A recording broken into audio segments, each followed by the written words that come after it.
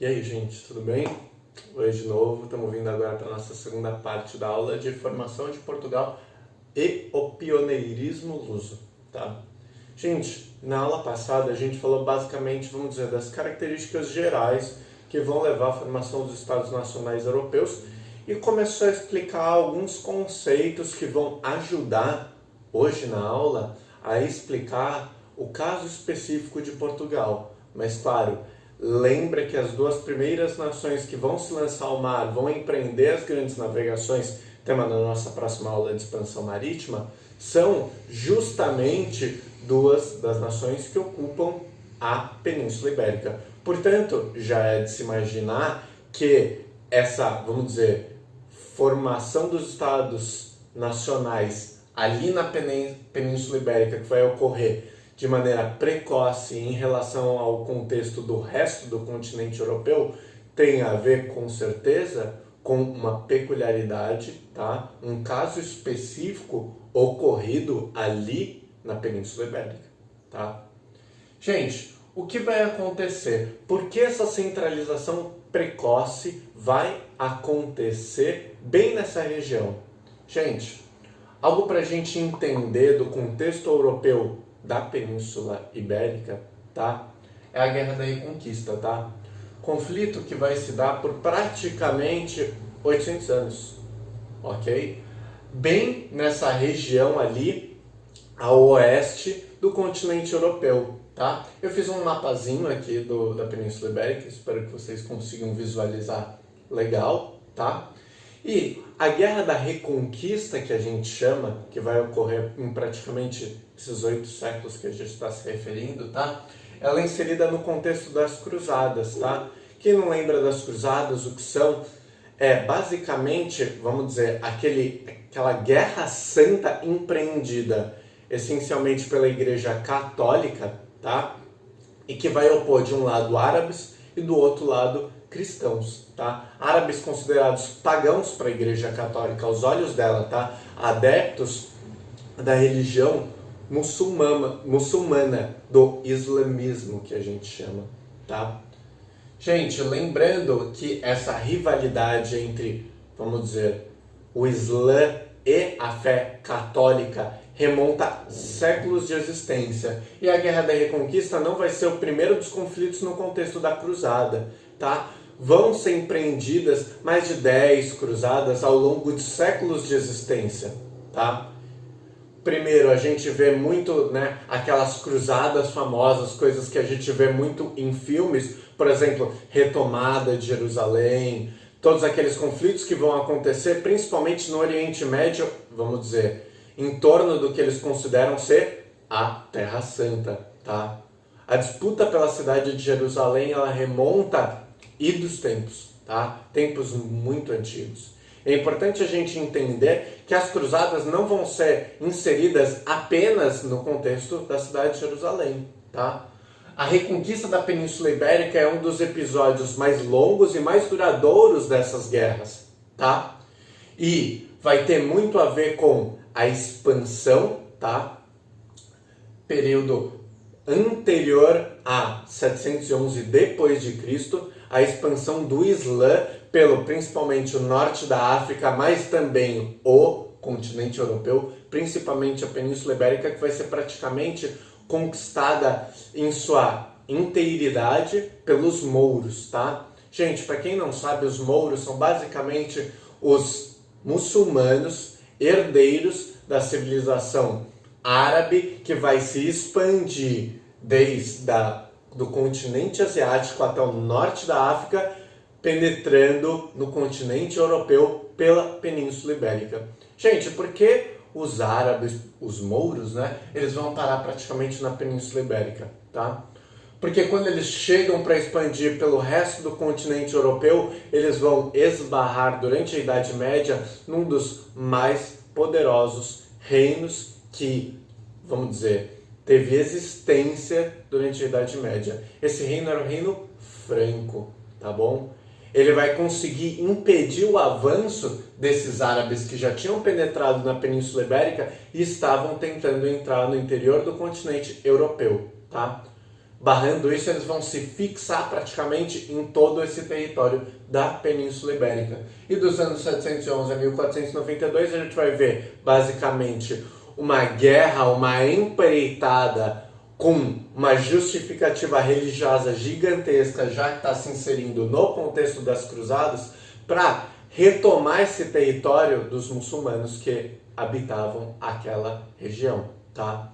Gente, eu nunca visitei Portugal, Espanha, mas já vi muitas fotos de lá, já ouvi muitos relatos de pessoas que eu vi que viajaram, e um traço característico desses países e das cidades que até hoje estão ali, tá? É basicamente, vamos dizer, aquela convivência arquitetônica que a gente vai ver muito, né, nas construções e tudo mais, entre, vamos dizer, construções que denotam ali muito do cristianismo e dessa cultura que vai vir com a ocupação ali pelo, vamos dizer, ocidente daquela região, tá? E mais que isso, a convivência com boa parte de toda aquela herança cultural islâmica que ficou presente durante séculos nessa região, tá? Cidades como Granada, Sevilha, tem mesquitas gigantescas, ok? Palácios de, vamos dizer, arquitetura moura lindíssimos, ok? Gente, é uma região que desenvolveu muito com esse contato. Lembrando que na aula passada a gente estava falando justamente do quê? O renascimento comercial, que vai ser alavancado principalmente pelo comércio de especiarias asiáticas. Portanto, não é de se espantar que essa região da Península Ibérica tinha o quê? Um intenso comércio. Porque, ademais, eram pessoas que já tinham uma ligação cultural muito forte com quem? Os mercadores árabes de especiarias. Não à toa, eles eram mouros, tá? Então, vamos dizer, boa parte dos comerciantes que habitavam essa região já tinham um intercâmbio cultural com os mercadores árabes de especiarias, tá? Eles desempenhavam esse comércio já. Não é à toa que a classe de comerciantes dessa região vai ser responsável em séculos posteriores pelas grandes navegações, tá? Independente da religião aqui na Península Ibérica, é importante nós entendermos isso como um lugar de intensas trocas comerciais entre quem? O mundo árabe e o mundo cristão, tá? Apesar da Guerra da Reconquista ter sido extremamente violenta e ter durado um período tão grande como a gente consegue ver aqui, ela também vai ser como se fosse uma fusão de civilizações, tá? Do mundo islâmico e do mundo cristão. Vai ser uma área extremamente desenvolvida no contexto da Idade Média, tá? Um século que estava muito ofuscado, principalmente, vamos dizer, por aquelas, vamos dizer, doutrinas religiosas, tá? Lembrando que o mundo árabe, gente, ele é extremamente desenvolvido. Não podemos ver eles como civilizações atrasadas, tá? Os árabes nessa época tinham técnicas avançadíssimas de matemática, navegação, arquitetura, ok? Se você olhar as construções que eles tinham dessa época, gente, são coisas que, vamos dizer, no interior ali da Europa, nesse contexto de Idade Média, outros reinos europeus não conseguiam com, vamos dizer, tanto elaboração, ok? Tanto requinte, construir, por exemplo, prédios, construir templos, ok? Eles tinham técnicas, vamos dizer, muito avançadas para aquele período. A civilização cristã que vai posteriormente ocupar esses territórios vai herdar boa parte desses avanços tecnológicos que os mouros trouxeram para o continente europeu. Não à toa, as nações europeias que vão ocupar esse território vão ser as primeiras a empreender grandes, vamos dizer, navegações pelo mundo, tá bom? Gente, eu vou apagar aqui a lousa e aí a gente vai continuando a aula. Uma coisinha só. Eu peguei e sublinhei aqui basicamente o atual território de Portugal, só para vocês terem noção já mais ou menos onde fica Portugal em relação ao resto da Península Ibérica. Eu vou falar bastante, né, desse contexto territorial geográfico do país de Portugal para a gente entender tudo o que vai acontecer na formação desse país, tá? Desse Estado Nacional. Então é importante vocês terem bem legal na sua mente o que é esse, vamos dizer, pedacinho de Europa tão importante para a gente nessa primeira aula de História do Brasil, tá bom? Vou apagar aqui.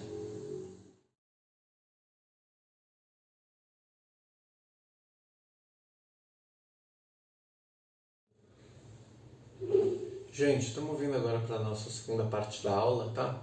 Eu estava falando basicamente do quê? Explicando o contexto que vai se dar na centralização política precoce de Portugal. A gente falou um pouco sobre a Guerra da Reconquista, vamos continuar esse tema agora, tá? Eu vou falar um pouco das dinastias reais portuguesas. O que são dinastias reais, gente? É basicamente a família real, tá? Como a sucessão é hereditária, então o poder, em geral, vai ficar na mesma família até que a linhagem dela acabe, tá?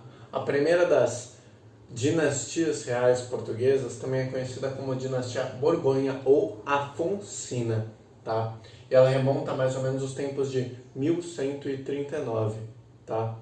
A dinastia Borgonha ela vai ser fundada por Afonso Henrique Borgonha, tá? No contexto da Reconquista, guerra que vai dos anos 711 a 1492. Lembrando ali sempre esse contexto que está de pano de fundo aqui da formação de Portugal, tá? Gente, o que acontece? O território de Portugal anteriormente era um lugar que era conhecido como Condado Portucalense, tá? Condado que já existia há décadas ali nessa região, tá? E tinha sido basicamente um presente a um nobre, tá?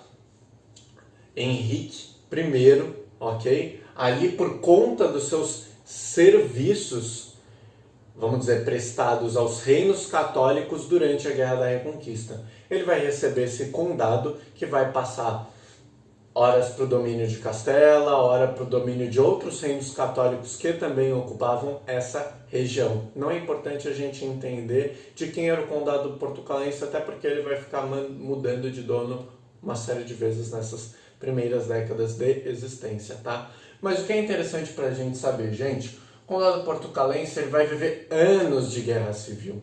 E o que é curioso dessas guerras civis que vamos dizer, tomar conta dessa região, é que elas vão opor dois grandes setores da elite, essencialmente, tá? Principalmente vai opor as elites litorâneas, ok? Formadas por mercadores e artesãos. Não só isso, claro, mas esses artesãos e mercadores vão ser os principais, vamos dizer, membros dessas elites litorâneas.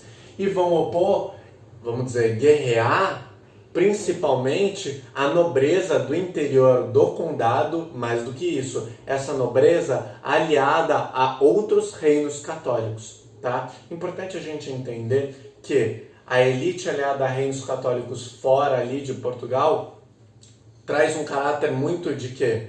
Independência nesse conflito. A autonomia política, ok? Porque um conflito que traz reinos católicos que não estão naquela região para o conflito, geralmente trazem aquele sentimento de o quê? A autonomia política da região, tá? Então essas elites litorâneas vão explorar esse sentimento de autonomia, ok? E após décadas de guerra civil, depois de derrotarem a nobreza ligada a outros reinos católicos e em 1139 expulsarem os mouros que habitavam aquela região, eles vão declarar a independência, tá? Do condado portucalense em 1139, tá? Quem vai declarar essa independência justamente Afonso Henrique de Borgonha, como eu falei para vocês. E eles vão ter sua independência reconhecida em 1143, tá? Muitos tomam como a data de fundação de Portugal esse ano, 1143, tá? Gente, O que está acontecendo? É importante a gente entender que já estão se formando dois grandes polos nas elites portuguesas, tá? Uma ligado principalmente aos mercadores artesãos do litoral dessa região, ok? E outros a nobreza do interior da região de Portugal, tá? Eu estou falando isso porque logo no próximo bloco da aula a gente vai começar a entender mais a materialização desses problemas nos anos seguintes da formação de Portugal, tá bom? Gente, se vocês tiverem alguma dúvida, vocês sabem, podem escrever nos comentários, tá? Eu vou apagar aqui essa parte da lousa e a gente vai continuar a nossa aula.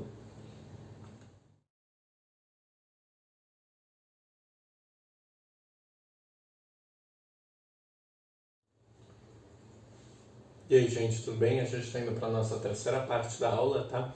A gente estava falando anteriormente, primeiro, na formação de Portugal, a sua origem como condado, posteriormente a dinastia de Borgonha, fundada após anos de conflitos civis, e a derrota dos mouros que ocupavam a região, atual território de Portugal, tá?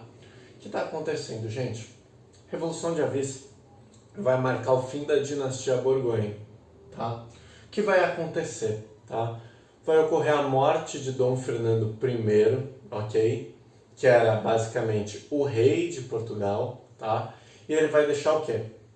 Uma viúva, a Leonor Teles, que vai ser colocada no governo como regente, e ainda ele tem uma herdeira, tá? Chamada Beatriz, que é casada com o rei de Castela, tá? O que vai acontecer, gente?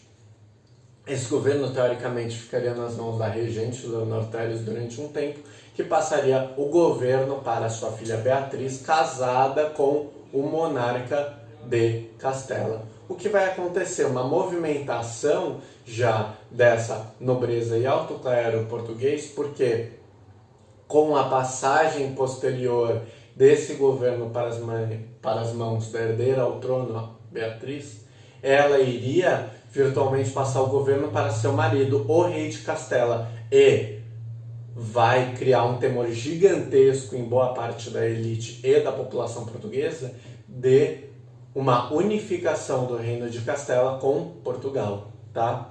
O que vai acontecer? Nesse contexto vai se dar um conflito, 2 anos de guerra civil, também conhecida como Revolução de Avis. Esse conflito vai opor Leonor Teles, viúva e regente do antigo rei Dom Fernando I, e o mestre de Avis, tá? Dom João, irmão bastardo do antigo monarca Dom Fernando, tá? O que vai acontecer, gente? Essa guerra civil vai opor grupos bem distintos, tá?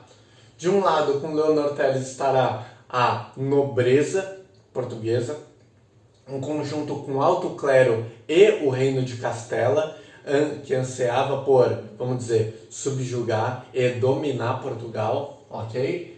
Enquanto do outro lado vai ficar essencialmente o setor mercantil, principalmente ligado às cidades litorâneas de Lisboa e Porto, ok? E a população apelidada de Arraia Miúda no contexto desse conflito. Após esses 2 anos de guerra, o mestre de Avis, irmão bastardo do antigo monarca falecido, vai sair vitorioso, e a dinastia de Avis, que vai ser fundada no fim desse conflito, ok? Mas que eu também coloco como ano o início, né, dessa guerra civil que vai se dar. Então, a dinastia de Avis, que vai de 1383 até 1580, início da União Ibérica, tema que a gente vai ver nas próximas aulas, tá bom?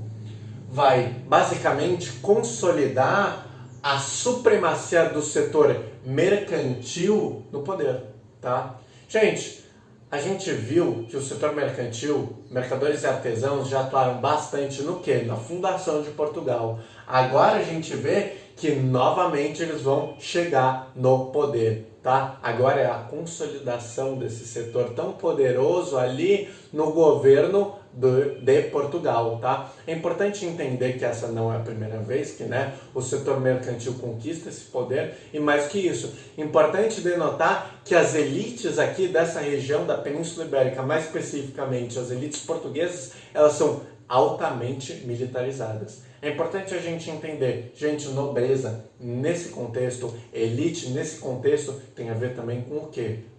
conflitos bélicos, conflitos militares. Então essas elites são basicamente altamente militarizadas, altamente violentas, elas são nobrezas guerreiras, tá? Esse é um traço muito característico dessa nobreza da Península Ibérica, ok? Seja na Espanha, seja em Portugal, essas elites desses países lutaram durante séculos, seja contra os mouros, seja em conflitos civis, ok? Até porque a Espanha é a fusão de uma série de reinos católicos em um grande Estado nacional, tá bom? Importante a gente ver esse caráter que vai estar muito presente posteriormente no que é na expansão marítima, tá? Gente, a dinastia de Avis, ela vai ser muito famosa, né, por conta do seu caráter conciliador. Como assim, Ale? Conciliador? Gente, é importante a gente entender que mesmo após anos de guerra civil, ok? A Revolução de Avis, 2 anos de conflito de guerra civil, essa elite vai conseguir, não, essa dinastia, desculpa, o mestre de Avis vai conseguir conjugar, unir todos os interesses das elites de Portugal, tá? Mesmo após esses 2 anos de conflito, ele vai juntar o setor mercantil e chamar os representantes da nobreza portuguesa, os representantes do alto clero português. Por quê? Para unir os interesses deles dentro do Estado Nacional Português, tá? Por que ele precisa fazer isso, gente? Porque através dessa conjugação de interesses, tá? É através da união dessas elites que ele vai possibilitar o acúmulo de riquezas necessário para anos depois fazer grandes empreitadas comerciais.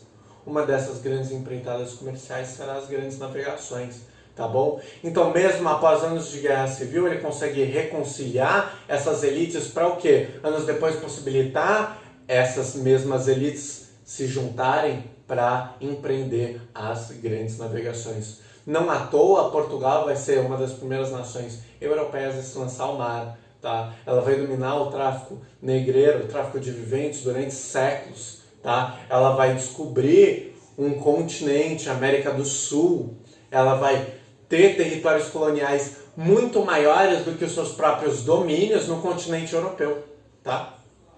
Isso vai ser fruto, basicamente, do que a gente vai ver aqui como a Revolução de Avis, tá?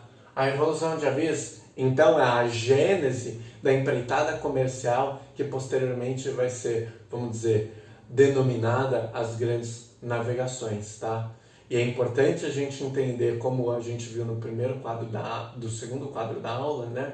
Que essa consolidação do setor mercantil no poder já é basicamente, vamos dizer, quase um sintoma de um conflito entre as elites portuguesas que vai opor a classe mercantil desse país. E que, claro, nesses conflitos que a gente viu, fundação de Portugal, posteriormente Revolução de Avis, o setor mercantil vai sair vitorioso, tá bom? Gente, se vocês tiverem alguma dúvida, vocês sabem que podem escrever nos comentários. Eu vou apagar aqui a lousa para a gente ir para o nosso último bloco da aula, tá bom?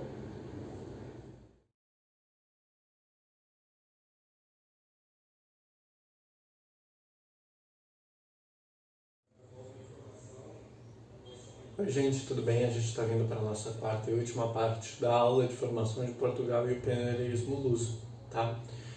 Nessa parte da aula, a gente vai começar a costurar já coisas que vão ser imprescindíveis para a gente entender posteriormente a nossa aula de expansão marítima, tá? A gente vai falar sobre o mercantilismo, suas principais características, tá?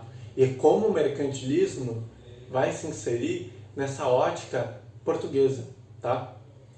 Gente, mercantilismo basicamente vai ser o pensamento econômico vigente durante todo o período moderno, tá? Ele vai ser suplantado posteriormente pelo, vamos dizer, capitalismo, ou seja, capitalismo industrial, capitalismo financeiro, que a gente vê em fases posteriores da nossa história, tá? Gente, o mercantilismo ele é balizado por essas 4 principais características que eu vou explicar para vocês. Tem uma quinta que se insere, vamos dizer, num contexto mais, vamos dizer, final do período moderno, tá? 2 delas são imprescindíveis para a gente entender a história do Brasil. Claro, todas elas se relacionam com o nosso contexto brasileiro, mas é importante a gente entender que essas duas coisas vão se relacionar intimamente com a colônia, tá? Gente, o que vai acontecer? A gente vai falar primeiramente de um contexto, vamos dizer, de uma característica ali que vai basicamente relacionar os outros princípios dessa ótica mercantilista, tá? Esse é a balança comercial favorável. Gente, o que seria a balança comercial favorável? Não é nada difícil de você entender. Para você, uma nação, né, a gente ter uma balança comercial favorável, a gente precisa basicamente exportar mais do que importar. Como assim a lei exportar mais do que importar? Gente, pensa, a nação que tem uma balança comercial favorável, ela vende, portanto ela exporta mais produtos para fora do país do que compra, importa produtos para dentro do país. Por quê, gente? A economia numa lógica mercantilista, ela tem, vamos dizer, fundamentos, princípios bem nítidos, tá? Um deles é o acúmulo de riquezas dentro das fronteiras. Como assim, gente? Como você acumula, numa ótica mercantilista, divisas, dinheiro dentro das suas fronteiras? Na ótica deles, e tem muito a ver com aquele comércio de especiarias que a gente falou na nossa aula passada, tá? O comércio de especiarias acabou tirando todas as divisas, pelo menos a maior parte delas, da Europa e acumulando as riquezas no Oriente, na mão dos mercadores árabes de especiarias e na mão dos mercadores das cidades-estado italianas, tá? Portanto, eles estavam importando mais do que exportando, tá? É importante a gente entender muito isso. O que está acontecendo aqui, tá? É basicamente eles querem exportar mais produtos para concentrar riquezas dentro das divisas dessa nação, tá bom? Dentro dessa ótica, tá? A gente tem o metalismo como principalmente, vamos dizer, a forma de acúmulo primitivo de capital. O que é isso que eu estou falando? Gente, metalismo é o acúmulo de metais preciosos, o acúmulo de capital, de riqueza, tá? Então, um dos princípios desse mercantilismo é para você ser rico, você precisa ter uma grande quantidade de metais preciosos. Isso a gente também pode traduzir para o termo metalismo, tá bom? Outro desses, vamos dizer, características importantes da ótica mercantilista é o exclusivo ou pacto colonial. Então, se vocês ouvirem exclusivo colonial, podem entender como um sinônimo de pacto colonial. É basicamente aquelas nações que terão, vamos dizer, colônias, e essa colônia só pode comercializar com a sua respectiva metrópole, tá? Por que fazer isso? Gente, uma colônia, ela vai exportar produtos a um preço abaixo do mercado para sua metrópole, e essa metrópole vai revender esses produtos. Por que eles estão fazendo isso? Porque eles estão buscando o quê? Tornar a balança comercial deles favorável.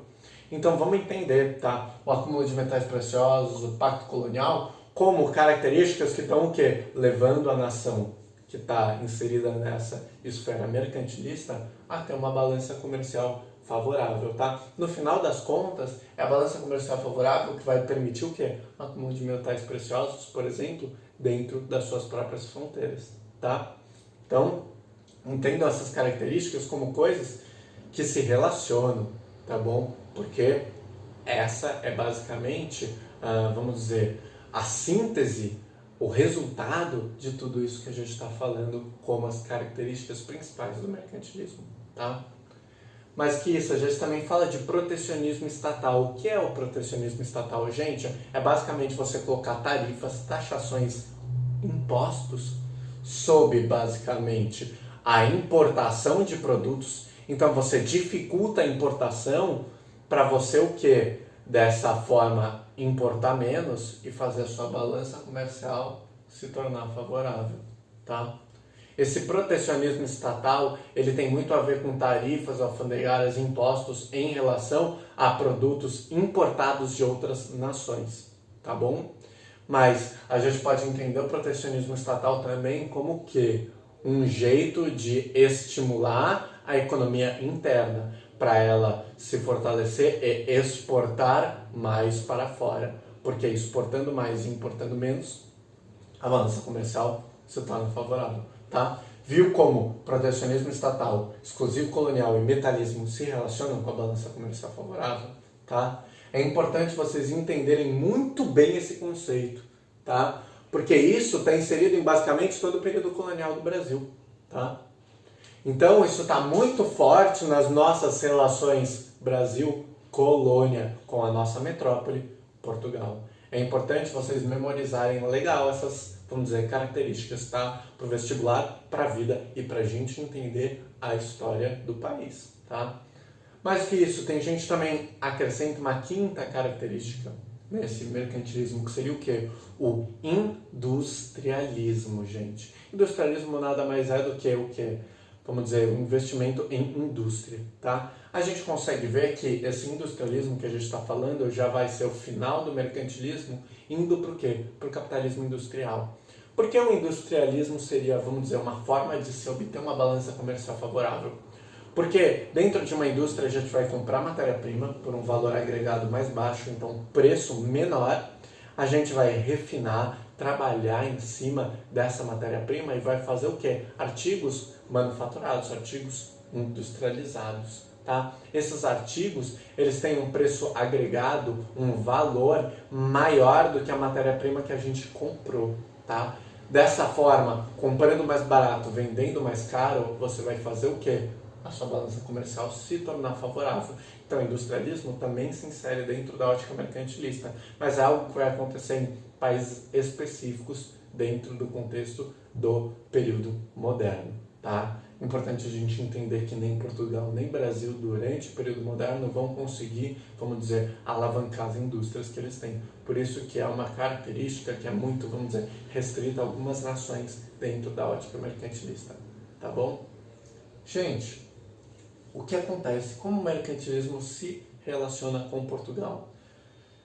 Eu não sei se vocês perceberam, mas luso, quando eu coloquei em outras partes da aula, é basicamente um sinônimo de português, tá? É só uma maneira mais rápida de falar. Quando vocês lerem luso em prova, pode entender que está se referindo a Portugal, tá bom? Então, assim, Estado empreendedor luso, tá? Que após a Revolução de Avis conseguiu conjugar todos os interesses das elites portuguesas, sejam elas setor mercantil, os mercadores, o alto clero e a nobreza, vai fazer com o quê? Que esse Estado empreendedor que está acumulando riquezas, ok? Porque está agora conseguindo o quê? Conjugar esses interesses e, vamos dizer, materializar tudo isso em empreitadas comerciais que vão enriquecer não só esses setores, como também a monarquia portuguesa, tá? E isso vai fazer o quê?